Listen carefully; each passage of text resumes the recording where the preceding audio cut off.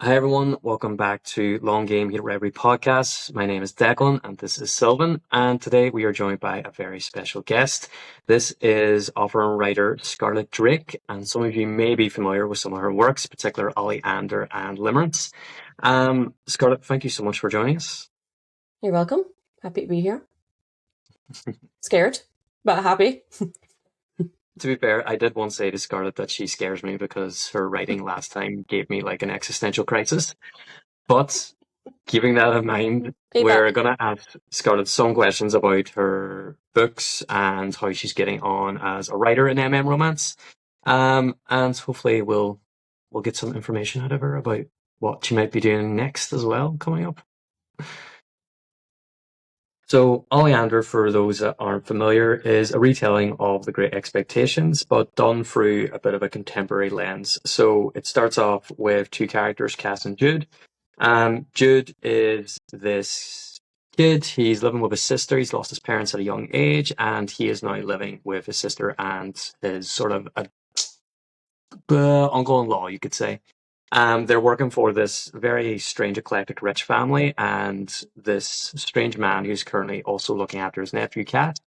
The two of them strike up a sort of friendship that's a bit more of a rivalry, but over time they grow closer. But due to things happening outside their circumstances, they're starting to drift apart, and they have this on-again, off-again relationship throughout their lives with lots of drama, lots of very intense emotions that will get you pulling your hair out.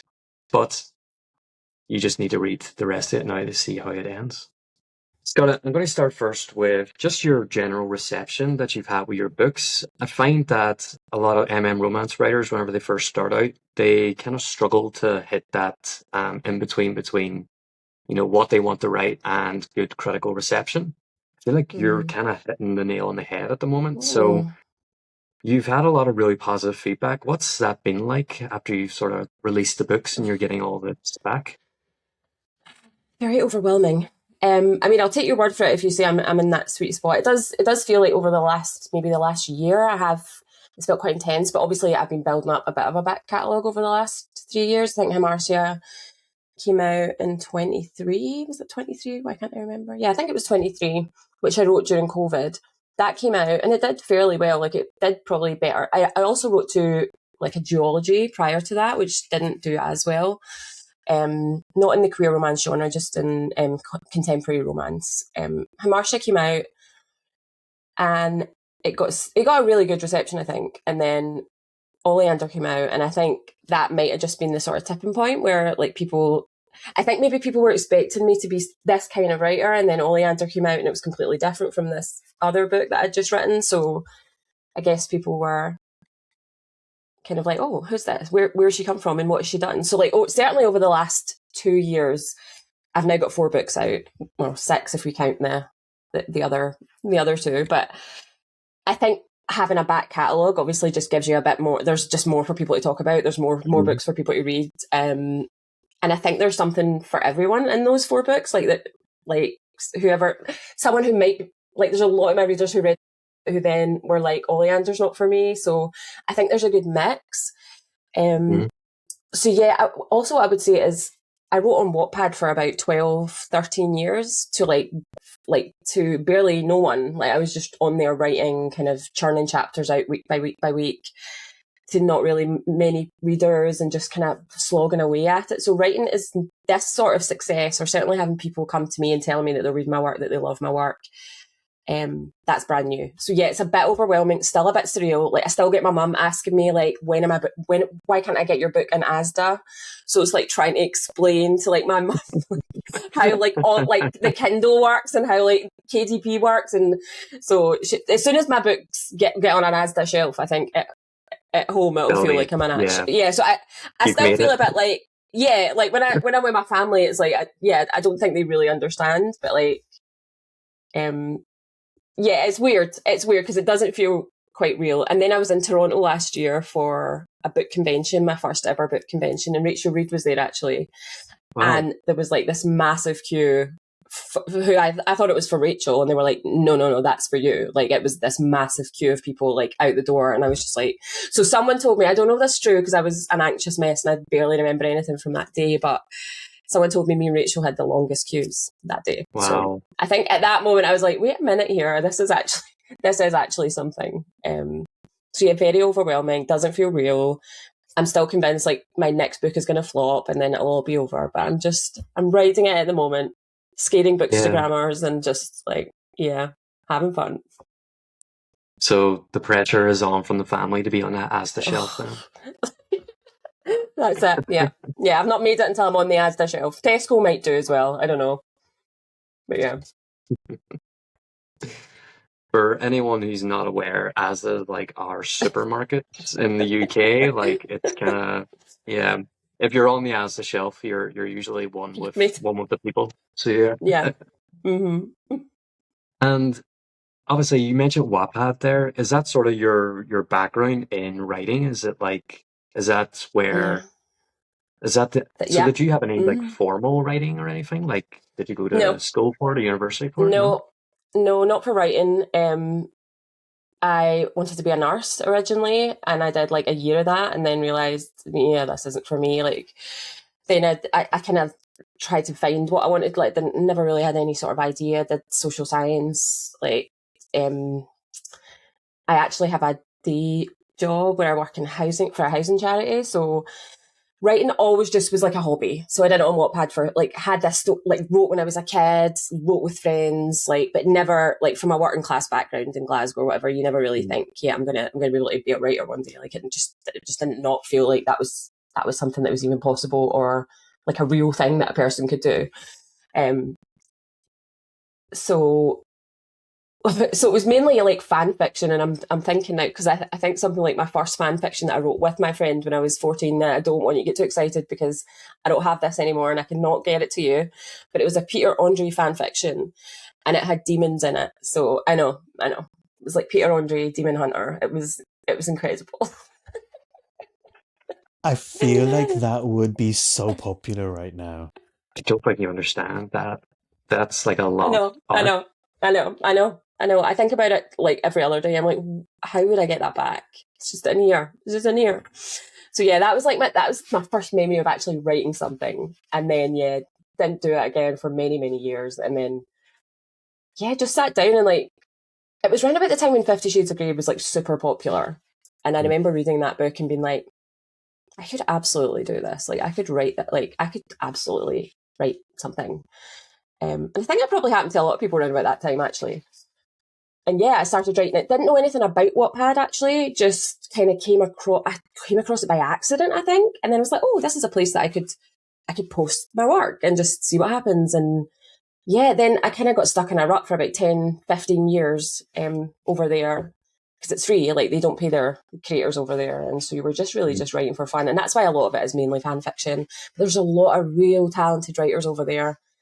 And Wattpad do kind of select you out and they kind of promote you and they give you these opportunities. So I had an opportunity where I worked for Amazon Prime. Like I wrote like some promo stuff for a TV series that they had. I was included in a kind of short story compilation, fan fiction compilation about Jamie Dornan. You can actually read that one. So you can actually buy it and purchase it. That is out there. Yeah, it's in there. I don't know what they were thinking actually publishing a book of fan fiction, but but I wasn't really, it always just felt like something was about to happen there. And if I just held on and I just kept writing, then I was going to get my big breakthrough Wattpad, and it never happened. And then COVID. And then I thought, I'm just going to totally pivot. I pivoted what I was reading at the time. I started reading a lot of queer romance and then got into BTS, got into K-pop. And then this idea for like Hamartia. You've not read Hamartia yet, have you? You just not yet. It's on the list. And then the idea of Hamartia was born, and then here we are. Yeah, I took the risk. I was like, I'm not going to get anywhere over here. This, like, I've given it 12 years. Like, I'm not getting my big break via Wattpad. I need to just make it happen on my own. And again, never thought anyone would read it because it was so different from what I was writing over on Wattpad. So I never really expected a lot of those readers to come over and buy it. And it just found a total new audience. And Mm. I don't know if I have any readers that were with me over on Wattpad. It was so interesting, and I Was it wanted to ask fascinating? what Yes, it please. was, because I didn't know about your background, and we've talked to lots of listeners and lots of commenters about how Wattpad and AO3 have Yeah, really sort of yeah. surged, and I wanted to ask what it was like writing for yourself and publishing on Wattpad versus now writing to be published in a traditional sense. I mean, I still, like I say, I'm not on the shelf in Asda, so I don't feel like I'm published in the traditional sense until that happens. Until I can walk into a bookshop and see my book on the shelf. I still have this thing in my head where it's not real. Of course it's real, but I'm doing a lot of this work on my own. I don't have like a publisher behind me. It feels in many ways the same, but obviously there's a reward here, and there's a lot of, like, you feel more like there was a lot of value in that. People would be waiting for your updates every week on Wattpad, and they would be messaging you, and they would be really into your story. But it was like, that was where you kind of got your inspiration. You didn't have like bookstagrammers like talking about your books or telling people about your book. Like, it was just people stumbling across your story on Wattpad because they saw it on a chart. It was really hard to like promote yourself in any way. There was no so like it feels the same, but there's also a lot less pressure now than I felt when I was writing on Wattpad for free, because I was like, well, I need to update a chapter every single week or people are just going to lose interest and be reading something else. But now I get the time to just sit, I get the time to just write what I want to write and put it out when I want, and I know I have these readers that will follow me into the next book. So, and obviously now I get paid, which is nice. I get paid for the hours and hours and hours of like life that I give up to write, which I love doing. Don't get me wrong, but like you got the satisfaction of like finishing a novel, and so like I've got like six novels sitting over on Wattpad that were all finished, but they just sit there and never earned a dime for them. But we did it for the love of the art. So, yeah. For the love of the fan fiction, Peter But Andre and Jamie listen, Dornan. yeah, exactly. For the fan, there's a Tom Hardy one on there as well. There's a beauty at like fan fiction is where I cut my teeth, man. Like, fan fiction writers are some. I've read some incredible fan fiction, and like I love fan fiction. I love reading it. I loved writing it. It was so much fun. But also Wattpad was such a good place to just learn your craft. Like, it taught me really how to pace a story. And I don't know, I mean, I feel like a lot of writers just need, like, pacing is so important, and I don't think you realise it, but when you're writing week to week to week, and so I feel like I've held on to that sort of, like, every chapter of mine sort of feels like you're coming to the end of a scene, and then it's, so I always kind of write every chapter almost like I'm a cliffhanger almost, so like, oh, we need to wait to the next week until we find out what's going to happen, and I never really lost that, but it did really help me like hone the craft over there. So the 12 years was not wasted. It was just, I learned how to write a good story, I think, over there. I think Brandon Sanderson talks about something very similar to that as well, as in every chapter should almost be like a tiny story in itself. So you have like your beginning, middle, end, and then what's going to happen next. So it's interesting though that you don't have like formal writing, like training or education or anything like that there. Well, and I think it just goes to show the amount of work that it does take, because a lot of people will assume you write your first novel, you publish, and you're an overnight success. And I think what you've been able to demonstrate, it's taken 10 years or more than 10 years to be this overnight success. So there's a lot of graft that happens before what people see, in a way. Yeah. And like building that, like, I wouldn't have been able to just publish a book. I wouldn't have had the confidence or the self-belief that I could have just went out and done it. Like, and also it was a different time then, because I'm older than I look.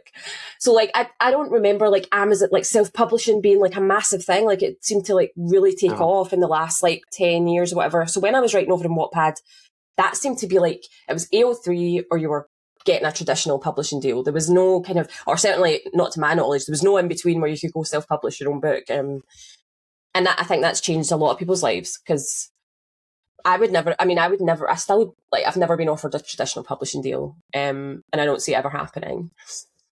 So I wouldn't, if those were the only two options, and that middle ground of, I know a lot of people have a lot of issues with Amazon, a lot of issues with KDP, but it's sometimes it's the only way you're going to read a lot of these stories. So I'm all for it. It's the most practical way of doing it whenever you are sort of self-published, and you can't do that sort of traditional route of the writing publishers. So no, I get what you mean. Obviously, now you have a lot of experience with writing and you've published multiple books yourself. What sort of part of the writing process do you find that you would struggle with the most? Discipline, really being disciplined, No. and like moving away from still thinking about writing is something I do for fun. So like it's way down on the priority list. So if I've got a million other things to do, I'm like, well, I need to get all these things done before I can just sit down and write my silly little story. So like really making the time to be like, this is a job, this is my income, and I need to make time. Like I don't need to be feeling amazing. I don't need to have every other part of my life doesn't have to be like, sorted out before I can enjoy this time that I get to sit down and write. So I think discipline for me, and just the actual physical. Usually when I sit down, I'm flying. Like I don't really get like writer's block. I sometimes get a wee bit uninspired or I get distracted because other things are going on in my life. But I don't really sit there and I'm like, it's never usually difficult for me. It's the actual sitting down at the desk in front of the computer and to sit in front of the computer. Yeah. And it's not because I don't love it. I do love it, but I'm always like, oh, but I need to do this other house life thing. So yeah, I need to, and that's taken some time as well. I changed my kind of working hours at work. I went part-time at my real job. So I could dedicate the start of the week to writing and the end of the week. So I'm trying, I'm getting better at it, but absolutely the discipline side of it and the doing. Think about it all the time though. I'm always thinking about writing. I'm just not physically sitting there doing the writing. And I think that's really interesting. Like you talked about how, you have another job. So you have a more sort of like 9 to 5 traditional job, and then the writing is sort of interspersed between that. And I don't think people would have known that otherwise. I think people think, oh, you've got a book out, you must be a full-time author. And actually, it sounds like for a lot of authors, that are sort of self-published, you're juggling multiple jobs just to make things happen. Yeah, exactly. And it isn't just the writing, obviously. Like you hear that a lot. There's the marketing side of it. Like I made my first cover for Hamartia. I made that cover myself. There's a lot of like promo that goes into answering emails, messaging people on Insta. Like being on my phone and on Instagram or on TikTok is like part of my job because I'm making sure that, if someone's left me a really nice review, Declan's left me a War and Peace about how much he loved my book, and I make sure that I'm reading that, and I'm so appreciative because it sounds so corny, but no one would be reading my books if you guys weren't talking about them and posting about them. So that is part of the job. It's not just the writing part. That's my favourite part of it, is the writing part, the actual. So I have a PA now, which is so fancy. So she does a lot of the stuff, like the answering emails, and like she does all that stuff. People asking me like they've ordered a book from my shop, but it's not like she does all that stuff now. So I don't need to think about it. But yes, it's a full-time job on top of a full-time job, and then And can I ask about that? Because it sounds like, I think for a lot of us, like we're doing something that we're really passionate about, but we do another job because it's either pays the bills or it's something that we've done before in a way. Does that thought or that worry ever go away? We're like, what if this doesn't pan out? The thing that I'm really passionate about, what if it doesn't pan out? So do I need an insurance, for example? So I think for me, as I said, only over the last 2 years have I really seen like the money side of it hasn't like been like a big factor. Again, I was just writing because I love it. And, it's only over the last couple of years I've seen I could actually make a real living from this, and I could give up my other job and I could actually dedicate a full-time, I could be a full-time writer. But yeah, there's definitely that bit at the back of my head where I was like, but things change. So like it's too unsettled. There was all that chat maybe last year about they were going to start banning book. Like there was talk about like in the States, I think we don't know, if people are even going to be able to read like queer romance in the States in the next 3 years. Like there was just a lot of scare stories at the time. And I was like, right, well, I don't know if I could rely on this for the rest of my life until I retire to be like my pension. So, and it's also a company that I've worked for a very long time. So I have extremely I've got great conditions there, and I would be really silly to give it up, and I enjoy it. I'm living the best of both at the moment, where I keep my other job and I do this as my passion project and another. So it's kind of like a second job. But yeah, it's only in the last 2 years I've really thought that it would of it as a job and not just a hobby. Yeah. I see that. And I still have trouble like I said earlier, I still have trouble thinking about it as a job. But when you start kind of obviously looking at the income and things like that, it becomes more serious, and you're like, actually, wait a minute. Yeah, you need to decide then how you're going to start assigning your energy to and what projects you actually going to really dedicate to. I can see that, yeah. In terms of like, obviously, the books that you brought out now, the romance ones, there's no like particular theme to them. I know like some writers say like Rachel Reed, like she loves to write hockey romances. Yeah. Where yours are a bit more all over the place. A bit more random, chaos. yeah. It's chaos. Like, how do you decide on your ideas? Like, what makes like an idea stick in your head where you go, I'm going to do that one? So, it's a good question. I think Rachel is obviously really passionate about hockey. Like, she's a massive hockey fan. I don't know what team it is she supports, but I know she's super, super passionate about it. So she's writing about in a genre and a thing that she's super passionate about. I wrote a K-pop book because I was super passionate about K-pop. You'd asked me when we just came on the call about ballet. I think it's kind of linked to like where do you get your inspiration from? So like it could be like a film that I've seen, or a scene from a film, or like a song, or just a music video or something where there's just some little spark in there where I can kind of see that in it being an entire story or an entire novel. So yeah, I think it'll always be a bit random. I don't see me settling down and just going, yeah, I'm going to write like rock star romance for the next 10. I think I'd be bored. I think it keeps it interesting for me as well. I think I'm going to write paranormal after this. I've written paranormal before. I've written fantasy as well, over in Wattpad. So there's a whole trilogy sitting over there. So yeah, it just keeps it interesting for me. You can get links to it. Actually, the fantasy trilogy is not finished. I abandoned it in book 3 like halfway through, and I still do get messages from people going, when are you going to finish this? And I'm like, well, no, I'm not going to finish. So yeah, I feel awful about that. But I would love to go back to that story, actually. It's got real potential. I really enjoyed writing it. It was such good fun and very different from everything else I'd written, which Oleander kind of was as well, to a certain extent. Speaking of which, I think that's a good segue into discussing Oleander. About the book that broke your heart. No, the book that ruined me for days. Let's see. First of all, what made you want to adapt the sort of Great Expectations into like an romance book? I mean, it's kind of genius, but like, where did that come from? I'm going to really disappoint you here, because it's not an adaptation of Charles Dickens' Great Expectations. It's an adaptation of the Gwyneth Paltrow, Ethan Hawke movie from the 1990s. Have you seen it? Okay. I saw that in my formative years. Like, it was very coming of age, like, moment for me. I remember the trailer. I watched the trailer so many times. And it had this amazing, like, soundtrack. And yeah, I loved that movie so much. And it just never left me for years and years. And I always wanted to try and do like, well, that is a modern take on it. So I always had this idea, like, oh, that could be that. There was bits that I didn't like about it, but I loved the film generally. But I was like, oh, but if this had happened, so I fantasized and like fixated on that movie. And then after I wrote Hamartia, the idea had come back to me, and I thought, oh, remember that idea you had years ago? You remember 1990s Great Expectations movie with Ethan Hawke and Gwyneth Paltrow? What if you made that? What if you did a queer retelling of that? And then, honestly, I could just see it like unravel in my head. I could see the house. I could see Gideon. I could just see, and I was like, Gideon, oh my God. I could just see it all, and it all made so much sense. And I was like, I'm going to give this a go. I didn't know if it would work. And again, it was so different from Hamartia, and I thought people are going to be expecting me now to be this writer and do this kind of book. And you're really going to write a retelling of like when so many people now are like talking about you and think.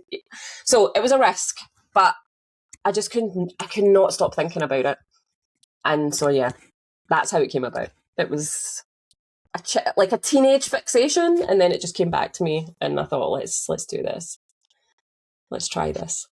So yeah, I love that, because Great Expectations is such a literary staple. Like, we all read it at school. Yeah.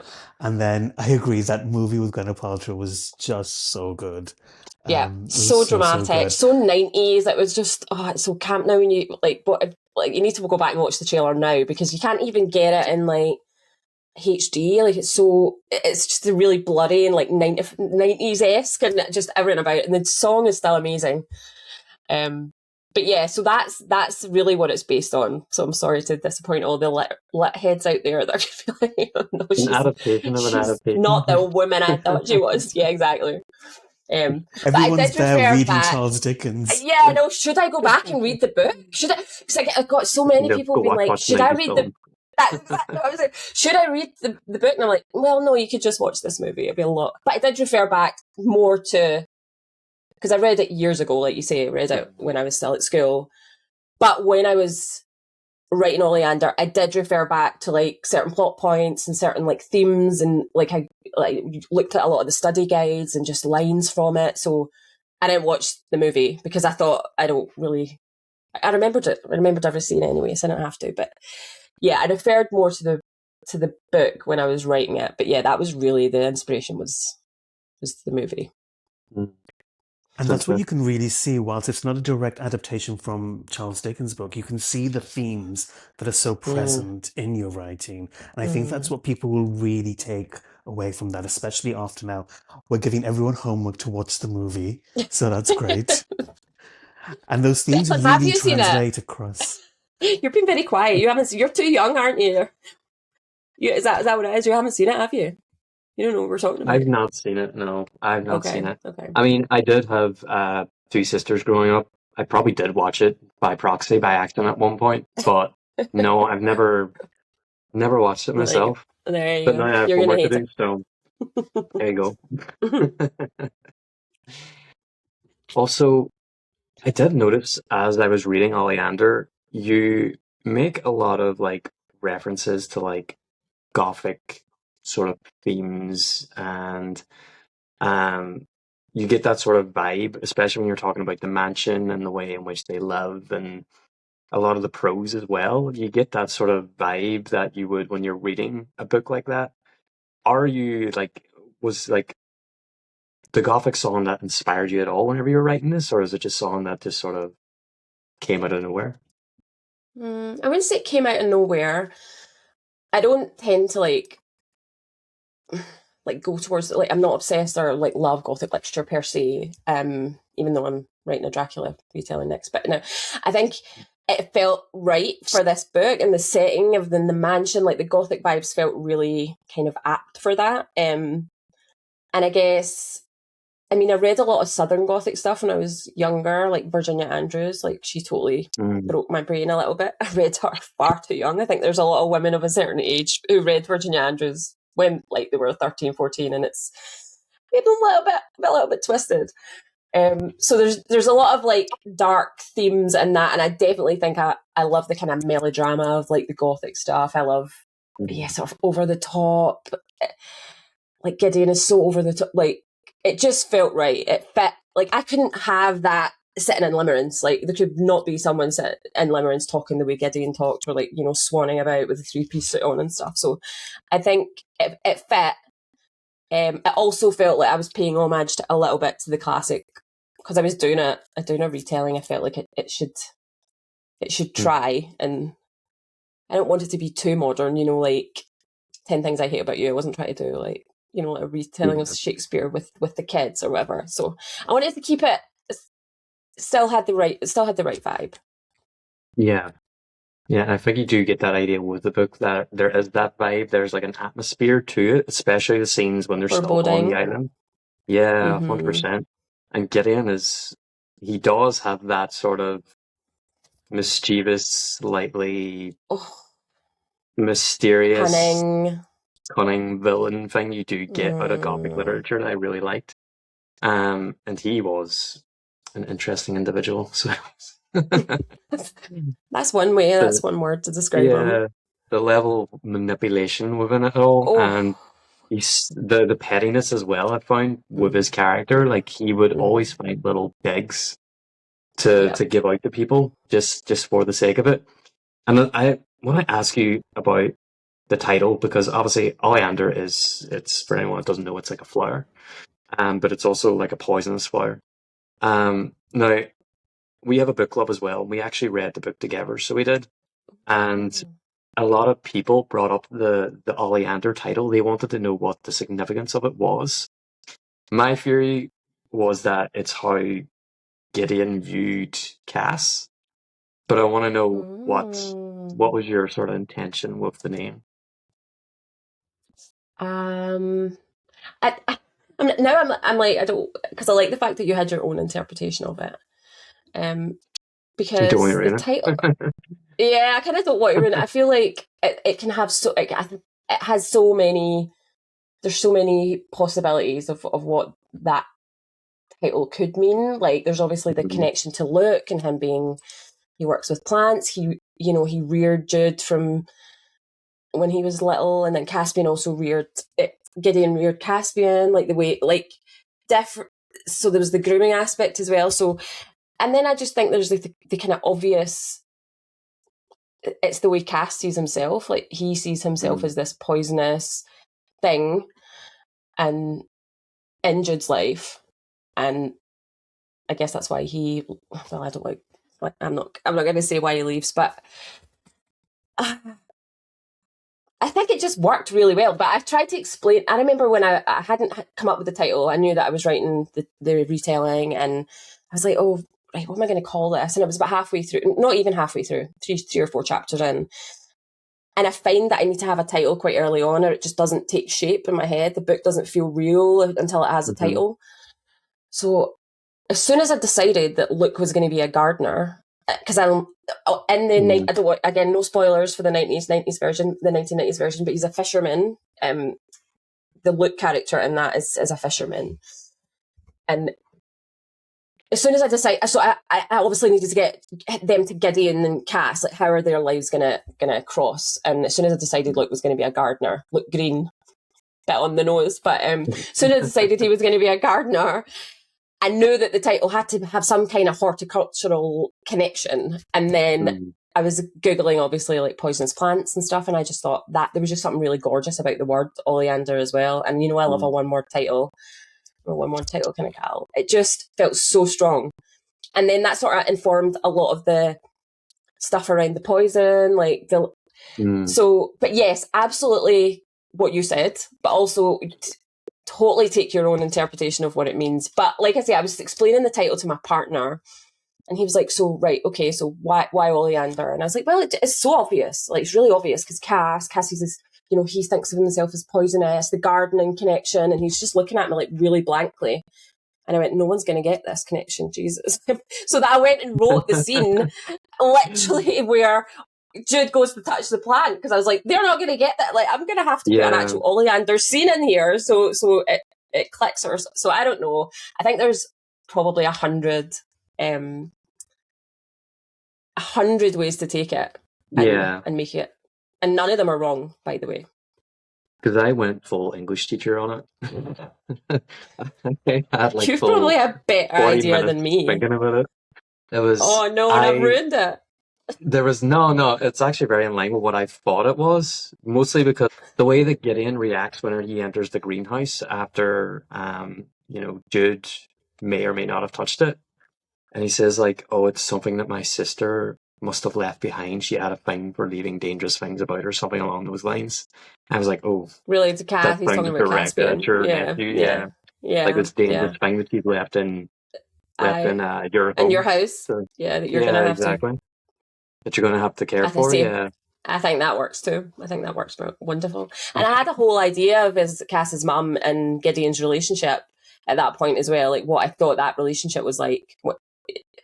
And then I tried to sort of weave some of that in, and then it ended up just there was so many questions. I thought I'm going to have to write a second book or something, like, to answer all these questions about Gideon and his sister, because it was given Virginia Andrews. Like, there was so much family history that you could have dug into with that family. Like, they were so messed up, like, weird rich people. My friend said when she was reading, she was reading it. She's like, "Oh, weird rich people, man.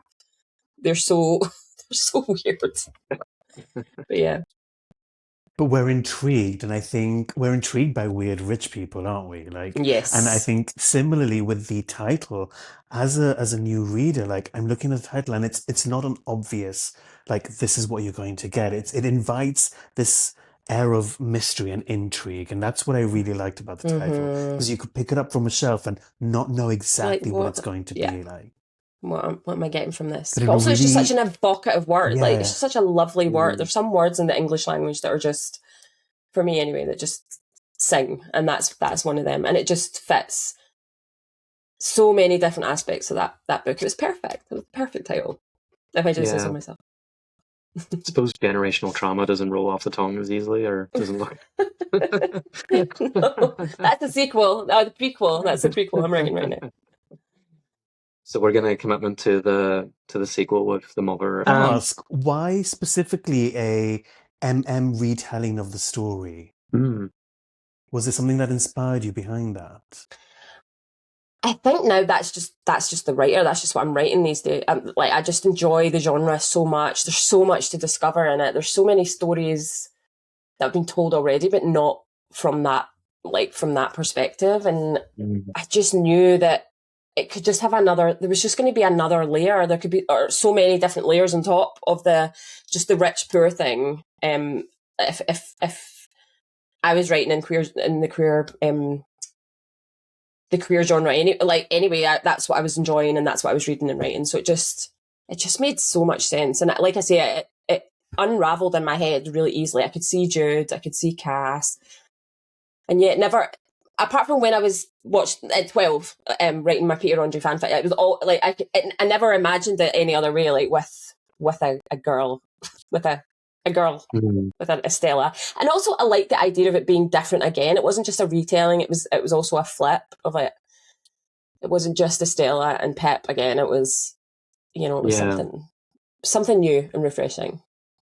Well, I think it is new and refreshing, and I think it reminded me of, I watched, and this is years ago, a retelling of Romeo and Juliet, and it was a movie. And there was something so, you're familiar with this, and like you said, you're familiar with the themes of Great Expectations and the 90s movie, but there is a refresh, like sort of retelling of this story that brings new stuff to the story. Yeah. And that's, I think, what I appreciated. Yeah. Yeah, thank you.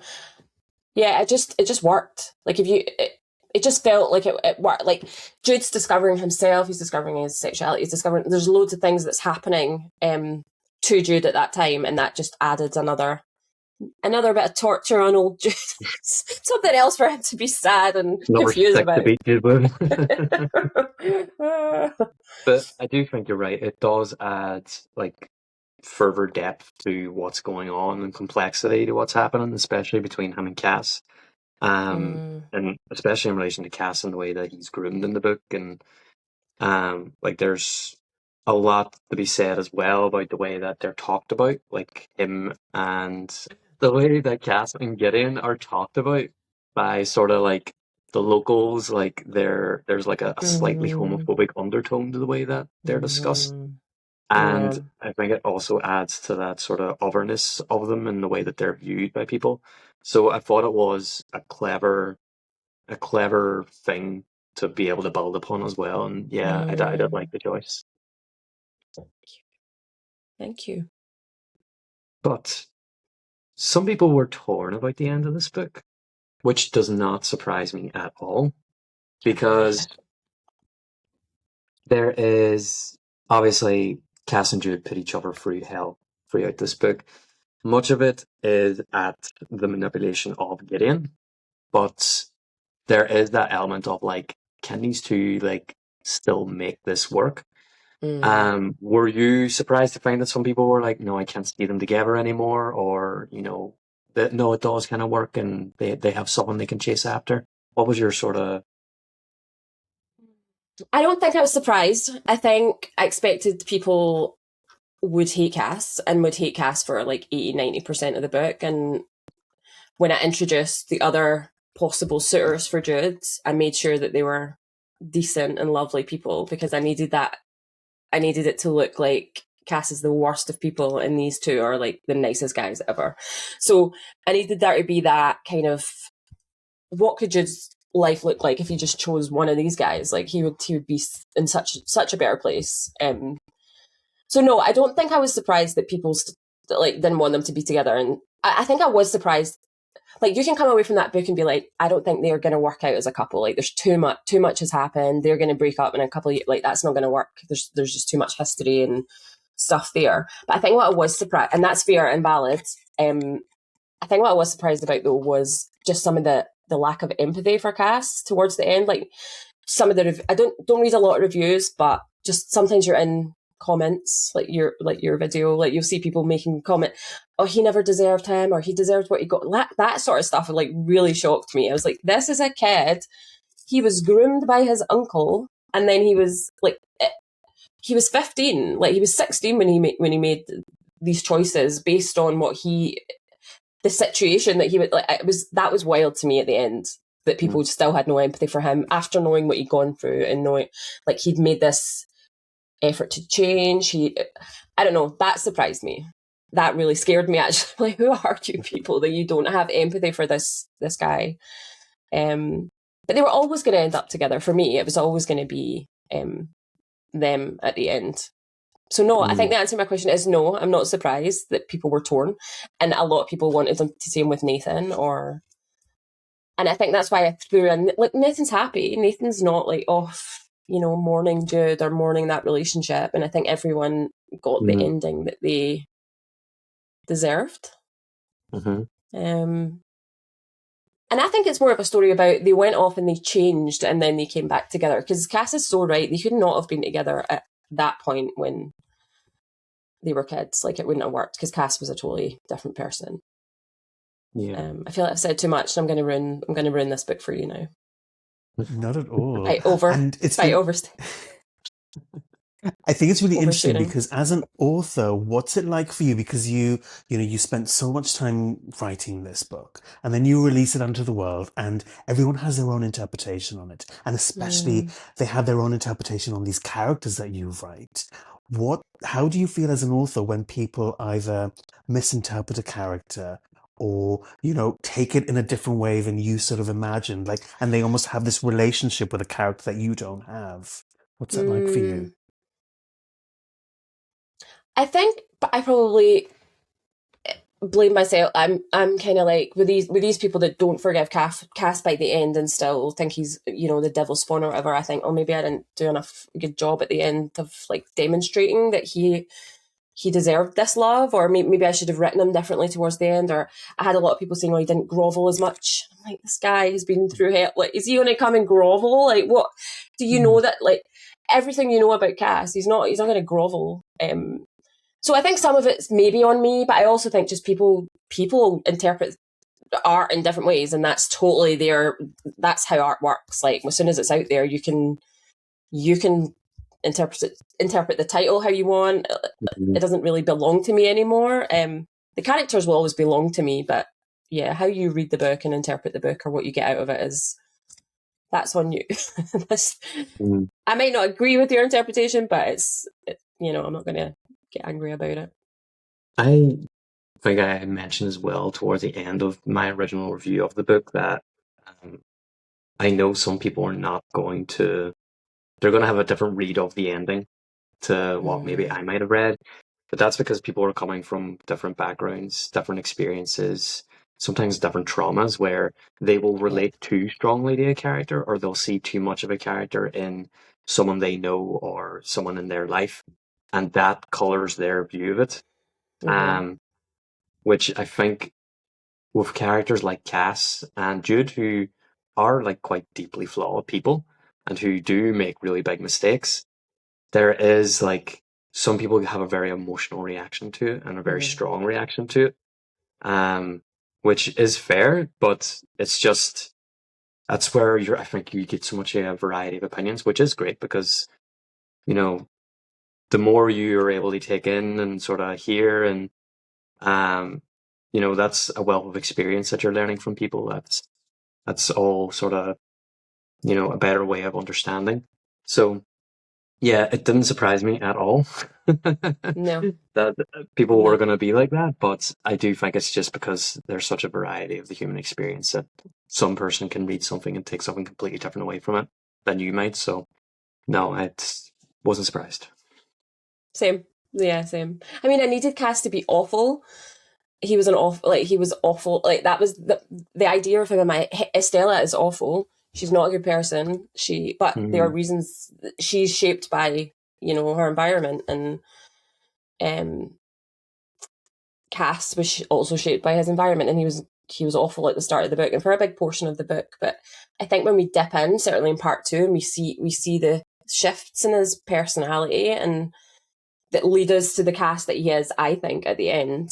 I think it does show that he was a child. We all, like, I think a lot of people forget when you're a child, your brain's not even fully formed, so you're not even making decisions based on like anything rational. And a lot of people reading this book are not children, and they're thinking about these characters like they're grown adults. And so yeah, but I needed him to be not irredeemable, and I don't think he was an irredeemable character. My personal opinion. But you guys can think something different, of course. Yeah. And that kind of brings me on to my next question. I would read like a whole different, like, load of different romances, and one big trope is like the bully trope, or enemies to lovers, is obviously Oleander would fall into that at this point. What I find is that some authors really struggle to walk the line between these characters have hurt each other too much to justify being together in the end. And I recently said it about a book, Raising Arizona, or was it Raising Arizona? Something along those lines, where like someone had broken someone else's arm or something, and the way it was described, it was so visceral, and it was done out of like maliciousness, and there was just like the whole vibe around it didn't work. But by the end, I was like, no, this is not going to work. Yeah. How do you, as a writer, walk that line? Because it's very tough whenever you're doing it with a story like this, where you have someone who is quite unlikable for a huge chunk of it. I think if we understand why the character is the way he is and why he's doing these things, or some of the stuff that shaped his personality, like, was it obvious why this guy was breaking his arm, and is it something that you could understand? Like, I think again that'd be down to the individual reader, whether their line might be completely different from my line. I think Cas did show change towards the end of the book, and he had grown and changed as a character, and reckoned with a lot of stuff. So I think for me, it's if we see that, you know, that growth in a character. If the guy is the same guy he was at the start of the book, and he's still, there's no reckoning, I think for me, I would be like, why this is never gonna work. If the people are fundamentally the same people that they were at the start of the book, and they were enemies, then how is that going to translate into a successful relationship? It's hard, but it will be different, and it is different because there's still a lot of people that don't think Cas and Jude are going to be together, or should have been together. Actually, so do you not think that they should have been together? Actually, when you said you were one of the people that was torn about the ending. No, I think that they are going to be together. I think at that point they had been through so much, and they had such a deep understanding of where both of them were coming from. I think whenever Jude was able to finally understand Cas and finally understand what motivated him, he just seemed the sort of broken person behind all the decisions that were made. And I think they would have like a journey of almost rehabilitation for Cas, as in trying to get him to understand what's normal and what's not, what he's been led to believe his entire life is appropriate and what isn't appropriate. Because Cas does a lot of things which are incredibly misguided, but it's a complete reckoning of how he was raised, and how he was raised is not very nice. So he's gonna have basic understandings that don't meld with real life, that an ordinary healthy person would not consider to be normal. And there will be like a breaking down of that and having to readjust to that. And I think Jude, with the love that he has for Cas, is a good sort of support pillar to help him work through that. And also an incredible amount of therapy. Stupid amount of therapy. Yeah. But yeah, absolutely. Now that he doesn't need to hide behind this sort of mask of indifference and cruelty, they can just enjoy being with each other. which is kind of what was driving Jude to always keep him within his mind, because he knew that there was something worth saving here, and now Yeah. that part is fully flushed out and doesn't need to hide anymore, there's kind of no reason not to, if as long as Cas gets his ducks in a row. Agree. So I mean, I'm right. They're going to be so happy. Yeah, you're right. You are right. Yeah, they're going to be happy. They are going to be happy. There's a couple of little bonus scenes. There's a little bonus scene on my website that you can read for free. It's like a little Christmas scene where they're super happy and they get a kitten. They're fine. Okay. They're gonna be good. I see. Cats make everything better. Cats do make everything better. Mine was, well, except for sleep. Mine was screaming at me at 4 o'clock in the morning. Yeah, that's true. Yeah. And so there's a few very tough themes in your book. Obviously, there is grooming, which is a lot of where Cas's issues come from. Sort of familial abuse, generational trauma, and also violence towards one another, especially in the case of Cas and Jude in his dorm room. How do you approach writing topics like that? Like, what are you sort of thinking in your head whenever you're like, okay, I'm going to include this? Like, how am I going to go about this? I think what I'm thinking is, why am I writing this scene? Why is it important? And what, like, would this book, would I still be able to get over the same message without this scene? So like, if I took that scene out, the dorm room scene, which actually is probably one of my favorite scenes in the whole book, especially the part before the physical part, where they're kind of doing that. The audio on that is just, it blows my mind when I listen to George do that audio of that, because he just captures them. I can see the whole thing in my head. It gives me goosebumps. And I think there probably is an argument that we could have just skipped to the next morning, and we could have just he could have just thought back about what had happened. And I didn't make the physical scene very long. Like I kept that as short as I felt like I could keep it, by still keeping what needed to happen the next morning, which was the bruising. Like, he needed to think that the bruises were from him. I don't know how I would have done that without actually demonstrating what that encounter had been like. So I think, if I know why I'm writing it, I know what its purpose is, and that it's important to tell this part of the story. The grooming is more difficult, because I did play around with that for a long time. Like, how I knew there was going to be a domestic violence situation, but I think it made more sense towards the end, and certainly with the reckoning between Jude and Gideon in the very last scene in London.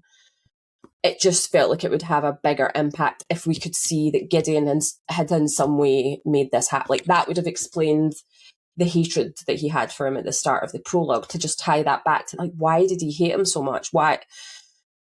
It felt important to then add that, but also keep it ambiguous enough that I didn't really want to touch it too heavily. Like, I wanted to, again, leave it up to the reader. When do you think this thing is Cas telling the truth when he says nothing happened until he was 16 or whatever? So I think for me, it's, why am I writing it? Does it still work if I could just take it out? It's not something I particularly enjoy reading in books. A Little Life, I resent what that book did to me, how it made me feel. Like, still to this day, traumatized me to my core.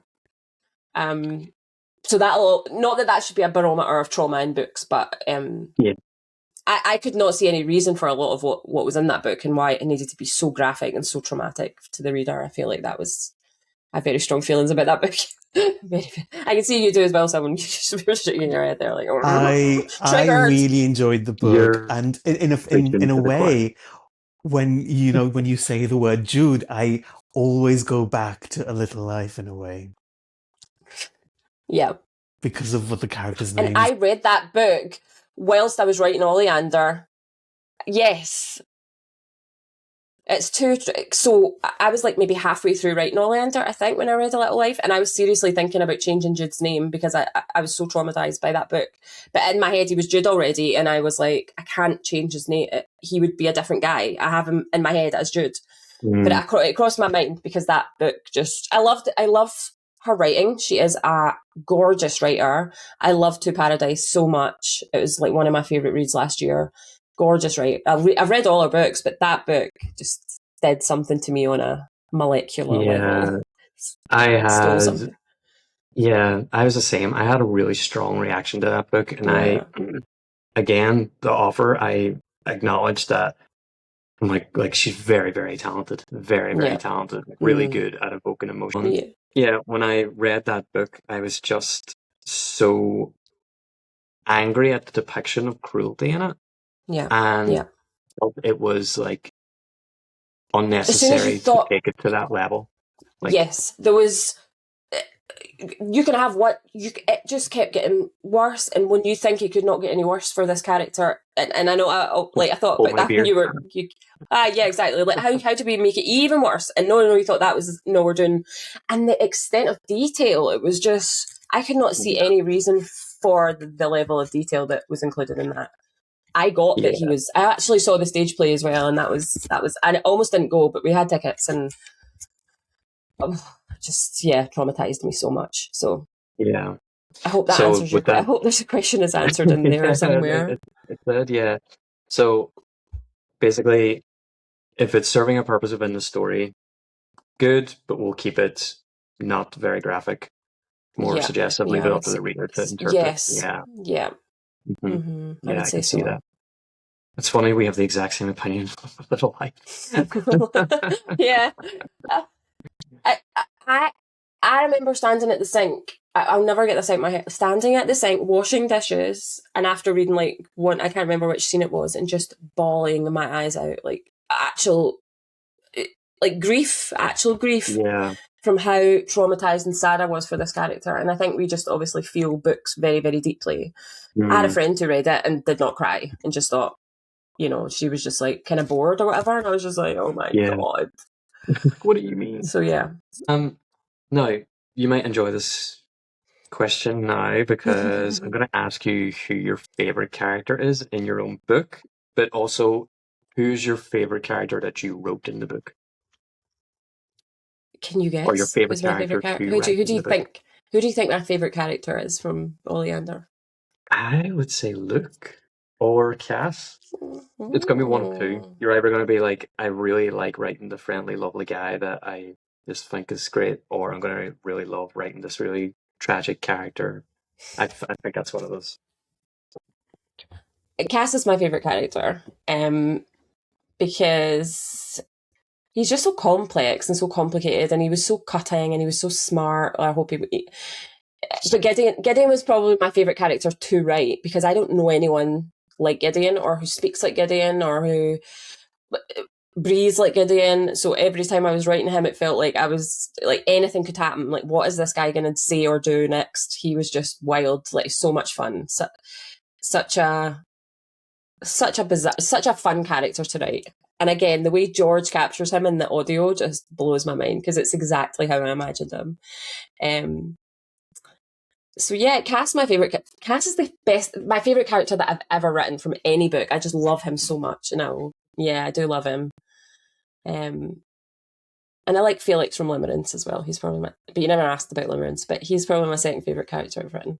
Luke is just the best man ever, though. But I probably know a couple of people like Luke. I probably know a couple of Lukes, or down to earth. Looks a Kind green of, flag. oh, Luke Green is a See your green red flag. flags. Yes, yes. Yeah, he's just, what a guy. Everyone deserves a look. Yeah, 100%. Obviously, we've had a good talk about the book now. You're sort of thinking about the elements that you wrote and how people reacted to it. If you were to go back now and rewrite an element of the book, is there anything you would change, or would you just keep it the same? No, it's perfect. The perfect book. No, I'm joking. There, There's a couple of little things I would tidy up, a couple of little inconsistencies that I notice when I listen back, because I'll do listen to the audio every now and again, just to remind myself, the writer that I used to be, that I was in 2024. No, I'm joking. My best is yet to come. I don't think so. I don't think there's anything that I had someone pick up on the fact that the architecture of Devereux House would not be possible, would not exist on Jersey. So I should change the kind of stone that was used in the. So I might change that to make it more believable. But no, I'm fairly happy with the book. I'm fairly happy with it. Is that really? Basically, your research on Jersey quarries and house building wasn't quite up to snuff. Everything else was on point as well. Like, because I went there, loved it. It was so beautiful, very picturesque. But Devereux House I just made up. It doesn't exist. But everything else existed, like the beach and the little roads down to it and the cottage where Jude and Nathan stay. That was all real, but they had to pick me up on that one bloody house that was from my head that doesn't exist. But yeah, more research required. At the minute, I seen something on social media that suggested that you might be writing some sort of Dracula retelling. Would you like to talk a little bit about that? She is writing a gayer, because Dracula is pretty gay already, I would argue. It's pretty queer coded. So she's writing that. I don't know if you know. I talk about it. I've talked about it a few times on Instagram, not so much on TikTok because I'm not as prolific on there. I don't really know how to work TikTok, so most of my stuff is on Instagram. But yeah, it's dark. It's still historical, but I'm setting it around post World War One, kind of like 1920s ish. Not quite the Depression, but murky, kind of post-war-y. A lot of guys with kind of PTSD kicking about from the war. It's horror. It's going to be proper horror. So it's my first time writing any kind of, and I'm absolutely loving it so far. It is so camp, so melodramatic. Like, just think, like, get loads of Gideons around. Like, everyone's a Gideon. Like, just speaking like Gideon. So it's kind of a mashup between Dracula and Nosferatu, I would say. Again, probably. I did read Dracula only recently, very recently. But when I seen Nosferatu, the Robert Eggers film, like 2 years ago, whatever, I thought, wow, I could make this gay. I can make this queer. I could really do something with this. The same way I did with 1990s Great Expectations. Then I rewatched the 90s Dracula again and realised like how much of that is not in the book. When I read the book, I was like, this whole love story between the Count and Mina is like completely Francis Ford Coppola's imagination. Yeah. So yeah, I've taken a bit of each. I've taken the book. It will be quite epistolary kind of layout. Lots of diary entries. Trying to keep in with the original. But yeah, it's going to be dark, a lot of blood, a lot of, going to be quite scary. So yeah. That's interesting. I didn't think you would go the full horror route, but the full dark. Even more intrigued. Yeah. Yeah. You thought I was scary before, just you wait. Sir. Is this going to be as emotionally damaging? It's not going to have a happy ending, if I can say that. So yeah. Interesting. But I mean, I don't know yet. I've got 2 possible endings, and I'm fighting it out at the moment with my alpha reader. She really wants me to go in this direction, and I'm like, yeah, but what about this? So we're kind of fighting that out as to how I'll just, because I don't plan books. I just sit down and just write them. So we'll see. But it needs to be obviously within the realms of like within what happens in the book, those 2 movies. So it'll not be completely like out of left field. So yeah, it's gonna be fun. It's fun. It's very fun. Can't wait for that one. Now, do you have any advice for any upcoming romance authors that are trying to maybe get into writing or maybe even start self-publishing? Do you have any advice for them? Are you trying to get into you're writing a book, Declan? Silvan, you guys writing a book?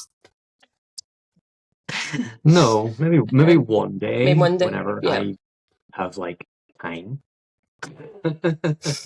But no, Never. not at the moment. That's not. Not an ever. Advice. I mean, probably don't spend 12 years in the wilderness on Wattpad writing for free would be my advice. But also write. Just bloody sit down and write. Write as much as you can. Write, even if you don't think it's a full story and it's just a scene you have that you can't stop thinking about. Write that out. Like, just like write. Don't be scared of like doing a terrible first draft, because like my first drafts are horrendous still to this day. Let people read it. Take feedback. Just weigh up. Like, don't assume if one person hates it, everyone's going to hate your book. It's take it with a pinch of salt. Just have a bit of confidence in it. Yeah, with a pinch of salt. I think that's what I was trying to say. Yeah, yeah. I was just trying to think of as you were speaking and how you were talking about sort of just write. Would you go with write what you know, or write what you sort of think your audience wants to like read? Like, yeah, I was just wondering about that. I would say not the last one. I wouldn't write what you think your audience wants to read, because it needs to be what you want to write rather than what they want to read, because you'll lose interest in it halfway through. Like, I have done that in the past, where people have asked me to write a certain thing, like a sequel to something, and I've been like so inspired by all these people wanting the thing that I've done the thing, and then just lost interest. Like, it needs to be, and it doesn't need to be what you know. I mean, I don't know anything about like two teenage boys from Jersey, but I had a dream. I had an idea. I don't know much about vampires, but no, write what interests you and what excites you and what you think you'll have the most fun with. I would say, yeah. Yeah, sort of. Yeah, actually, the BBC were in touch and they want to adapt Oleander. Did I not say that at the start of the call? What? I'm joking. I'm joking. Can you imagine though? How amazing would that be?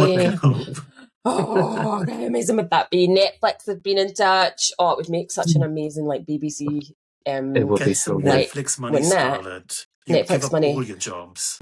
Oh, God. Miniseries. Although I probably wouldn't get much money. I feel like they would try and like, yeah, they would give me some. I would take it. Listen, I would give them it for free. Netflix wanted Oleander to make it. It'd be so lovely. It could be 6 episodes, like normal people, just really classy and sort of, yeah. That's my dream. We'll manifest.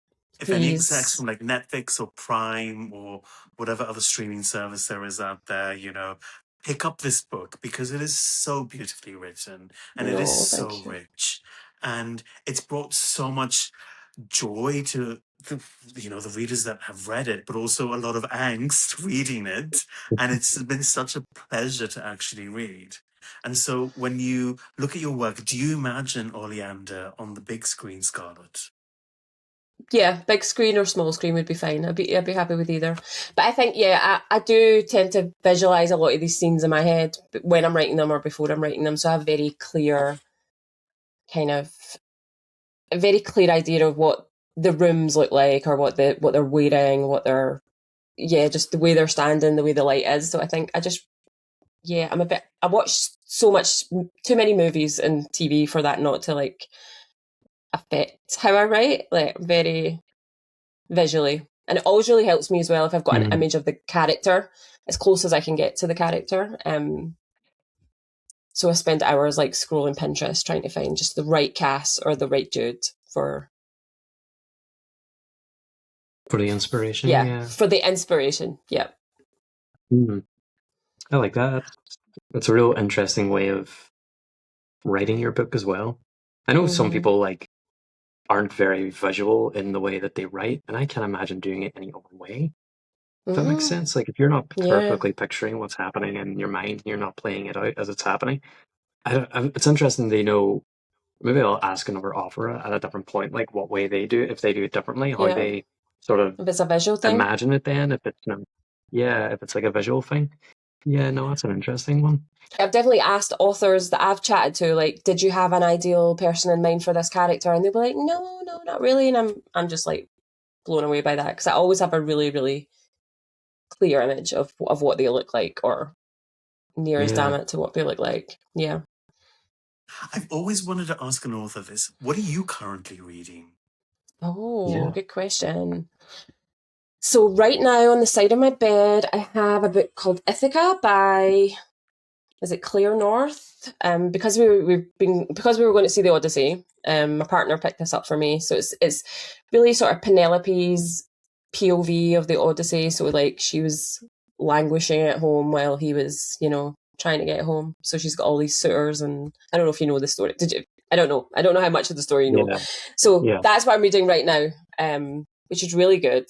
Really good. And I think I'm going to read Song of Achilles again, because I'm now in my Greek Greek tragedy phase. Yeah, it's just, I mean, it's probably like one of my favorite. It's probably my favorite book of all time. I know you never asked that, but that's free. You get that for free. There you go. That's a free one. Yeah. It's funny. I get a lot of that sort of type of storytelling from Oleander. That sort of Song of Achilles. That was the biggest compliment. That was the bit that made me go. So that was, thank you for that. That's what it feels like. It has that complexity, it has that heart, and it has those like really complicated emotions, and the prose as well is really well written. And I can see a lot of the Song of Achilles in Oleander. It has that sort of tragedy to it. I think that's why I also gel with it so quickly, is because I read Song of Achilles as well, and I was like, oh, this is kind of like, I'm getting a similar vibe here. I'm getting a similar sort of style here. I don't know if you've read Circe as well. I have. Yeah, I have. Right. Great. That's a great book. I think Madeline Miller's her writing style is just stunning. Like that really simple but powerful prose that she just keeps everything really no faffing around sometimes, like with loads and loads of adjectives or descriptions. She just has a real light touch to her prose. It's gorgeous. Which Yana Gahara does not, but it's still an amazing writer. She's very descriptive, and she's got a gorgeous prose as well. I don't know which I prefer, but so both are gorgeous. All to be anywhere, yeah. We love our female, we love our female authors. Scarlett, your social media, do you want to promote that, or is there anything you want to promote? You can sign up for my Patreon if you're an Oleander lover. There is some free bonus material on there that you may want to just sign up for the month, get some bonus audio as well, of George just reading some of the bonus scenes. I think there's maybe about four or five bonus Oleander scenes on there. I won't be offended if you just sign up, read them, and then cancel. That's fine. Because I know there's a lot of Oleander people out there that got a lot of comfort from those bonus scenes, who were like still really hurt and needed them. So just from a therapy point of view, you might want to do that. But yeah, you'll mainly get me on Instagram under Scarlett Drake. That's mainly where I am. Brilliant. Thank you very much for joining us, Scarlett. It's been a real pleasure. I've loved talking about the book with you. Finally glad to be able to put a face to the name that has been tormenting me and giving me an existential crisis after finishing one of your books. So that's the biggest compliment. I love it. Now I'm terrified of what Dracula's going to be like. You should be terrified. Yeah, you should be. God. Well, with that warning, thank you very much, everyone, for joining us as well for this episode. If you enjoyed this, make sure you like, share, subscribe. Also, check out our book club. That's on Fable. It's the Long Game Pod book club. And on that, we are currently reading some of Alex Cross's books. Really, really fun ones at the minute. The one we're reading is about a college volleyball player and his boyfriend who has a drug addiction. So that gets very, very interesting. I would highly recommend trying that one out and joining us for that. But that's it for now. Thank you very much for joining us, and we'll see you next time. Bye.